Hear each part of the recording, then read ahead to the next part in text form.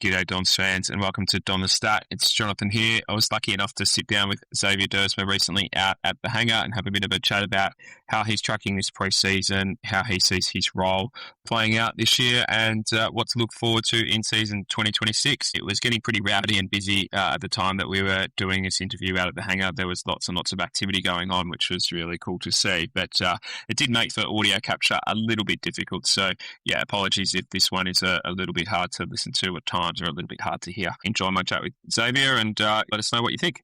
Xavier Duursma, welcome to Don the Start. Thank you very much. Thanks for having me on. No, my pleasure. Pre-season number 3 at Essendon. Yeah. How and a bit of change obviously over the off season. How have you found this year compared to last?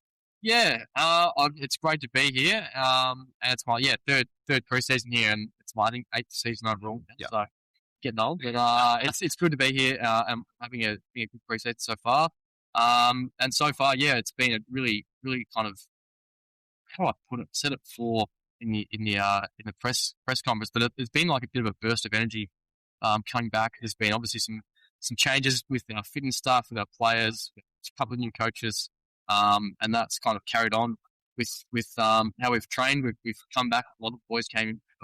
All the boys came back in some really good nick from the off season into the pre-season. Then we've carried that on from the Christmas break into the pre-season now, and that's just allowed us to train really hard and get some good continuity all together as a team, which is fantastic. So it's been exciting. I know he's not your line coach, but I think a lot of fans are excited to see Dean Solomon back at the club as an assistant coach. What impact has he had? Yeah, he just brings some really solid view to everything, and he really gives a sturdy presence down there for all the defenders to get their some really clear and concise feedback, which is great. I think Solly's a massive addition to the team, and hopefully our backs can reflect some of the ways that he used to play down there. That'd be great if we can get some Dean Solomons down there. That'd be good. He's a little bit scary at times too, isn't he? So, yeah, can be scary.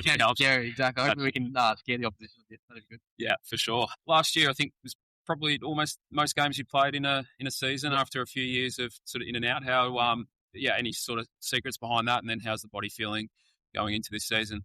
Look, I wish I had some luck. I think it was mostly a little bit of luck, to be honest, in the other seasons with like just random freak knee injuries and that sort of stuff. Yep. I had when I was at Port Adelaide, unfortunately, I had some freak knee accidents. Yep. That kind of stuff, and I couldn't really control. But at the same time, last year it was my best year.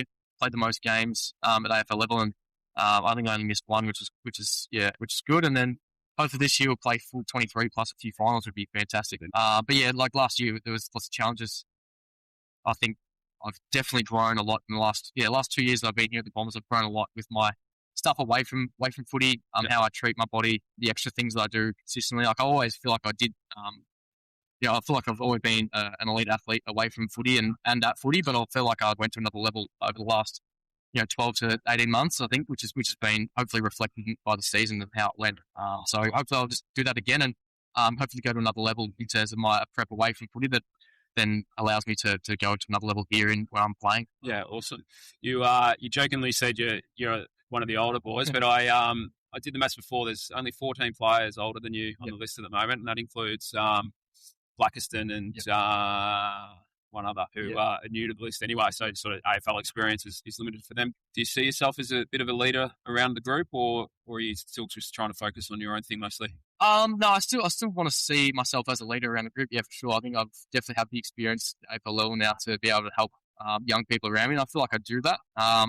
Whether it has a label on it or not, that doesn't matter to me or not. But that's the thing. I just want to help other people around me, and the better that we can be collectively is only going to help each other individually. So, that's how we're going to get wins, and that's how we're going to all get success together. So, as much as I can, I'll obviously want to focus and get my own stuff right. But then once I have that under control, which I feel like I do, is to go and help as many people around me as I can. Yeah, brilliant. And it looks like a bit of a role change for you this year. You've been spending some time forward in match sim. Is that something we might see play out in season proper, or just a bit of a training thing? No, it's definitely something. I have to go and fully speak to all the coaches and see exactly. I mean, we'll probably find out more myself in the practice games and stuff when they start to roll around. Yep. When we have to play actual opposition. But yeah, look, I've been training down forward for the last 3 weeks since we've been back from our Christmas break. Yep. It has been a bit of a change up for me. I've definitely been been a winger my whole career. Yep. And yeah, it's something new and different, but at the same time, I've got some strengths and some attributes that translate into being a forward. I've got some good transition running, which helps get forward and back, and hopefully I do have some good pressure. So hopefully translating that to the forward line to be able to lock the ball in the forward half would be great as a team to get some forward half stops. And then obviously try and take some marks and kick goals so I can do that as well. So hopefully if I do play forward, there'll be some of the strengths that I can bring, and then obviously just try and keep getting better each time that I can out there training and understand the forward line better. But then, at the same time, still want to play wing as well. I feel like I am a really good winger, and I can help the team a lot out there as well. Yep. What do you see as, for people that aren't too familiar with those roles, what do you see as some of the major differences between playing as a winger and half forward? Yeah, I think winger, obviously, if the ball's on your side, especially, you're at the stoppage a lot, and so you have to be in that type of role. And usually, as you are the winger, that you're the defensive side, and you're setting up and seeing what else is in front of you. You're trying to let the ball get past you as much as you can.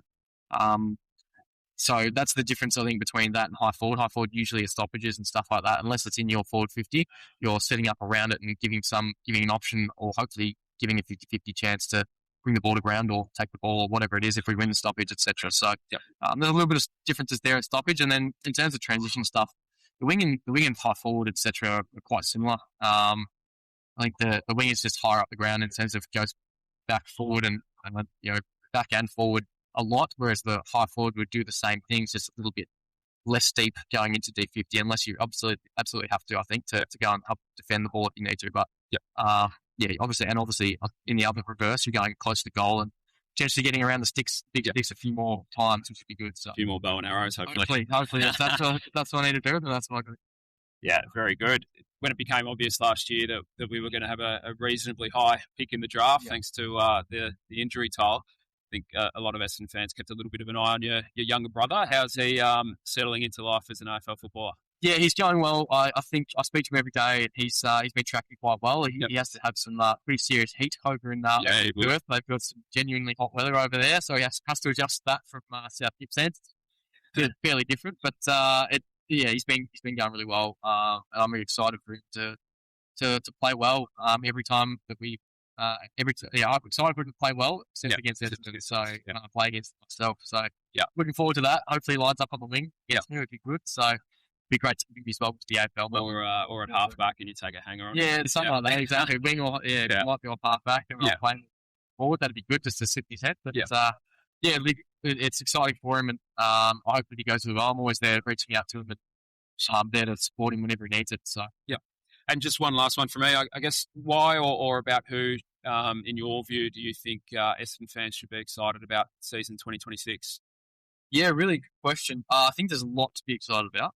If I'm going to give you one or two, I reckon to be excited, I think collectively, one I'll give collectively is all of our young first-year players. I think we've drafted really well, and I'm excited to see them out there and give them their go out there. I reckon they'll all play I think they'll all play this year or so. They'll all play reasonably early.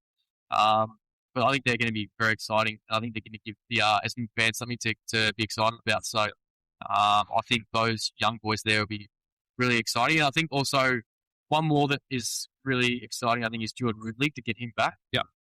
He's tracking nicely. I think potentially is still looking good for round one. Yeah. But just to have him back, hopefully injury-free, just his sturdiness, his way he sees the game, the way he reads the play, and his amazing ball skills and intercepting is very, very massive asset to us down there. So I'm looking forward to hopefully adding him back to his absolute best, because him at his best is an elite defender in the league. So if he can help us down there, and he can be out there being healthy, then we're going to be set up to slingshot the ball back and hopefully score really well. I'm getting some stops. I guess between Jordan and Darcy Parish, it's kind of like two almost. Well, I think Jordan was close to All-Australian a few years ago. Darcy's been there. The one that's best. New recruits, isn't it? 100%. It's like, we've missed them so much last year. I mean, we missed people last year, but those two out there, especially, like, they're at their best. They're A-grade players, and that's what we hopefully can have them back at their best this year, and I think that's going to help us go a long way. Yeah, brilliant. Well, thanks, mate. Good luck for the season, and thank you for joining me. Cheers. Thank you. Thanks, mate. Thanks, mate. Cheers. Have a good one. Well, that's it from Xavier. Thanks again to Xavier for sitting down for a few minutes and having a bit of a chat, and also shout out to the club for making that one happen. We really appreciate it. As always, thanks to everyone for their support, those that have listened in and continue to like, subscribe and support what Humie and myself do. And of course, as always, stay safe and go Dons.